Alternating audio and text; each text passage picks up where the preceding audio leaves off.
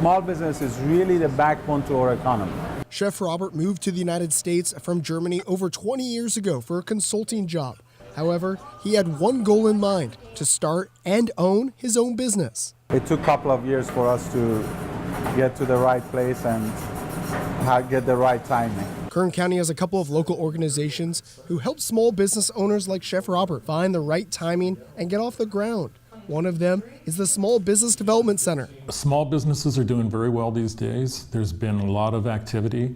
We're seeing a lot of interest in starting businesses. We're trying to assist people do more work in water, energy, and technology businesses. Bearden says the Small Business Development Center works with around 400 businesses annually. While most of those businesses are already existing companies, they also work with future Kern County small businesses who are trying to launch. So we see a lot of talented people that have great ideas, and they do need assistance. When you actually work for a larger company, you have people that specify 8 or 10 different fields in that business. Bearden says they help start up small businesses navigate the law and regulations, build connections, as well as help them raise money. The biggest obstacle we see is access to capital, is finding capital to start or grow that business. Along with capital, Bearden says another major problem small businesses have is personnel. A 2015 jobs report showed that there are more than 11,500 businesses in Kern County that have less than 50 employees. And for Latasha Banks and her tutoring company, a lack of personnel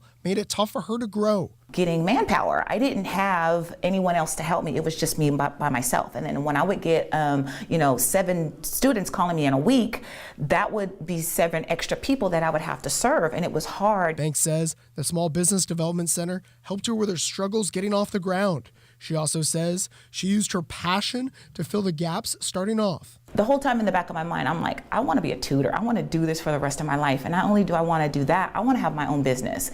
And I never let that dream go. Like Banks, Chef Roberts' dream was also to have his own business. Now that he's one of the owners of the Tower Craft Bar and Grill, he says it's important for small businesses like his to succeed so they can be more invested in the community. We are the backbone of this economy. We have to make sure that we are surviving so that the community can survive. So we take care of our community versus the big businesses that they're more interested into numbers than anything else. To be successful, Bearden says, a small business has to be well organized. A small business owner may have to be the head of finance, marketing, and human resources.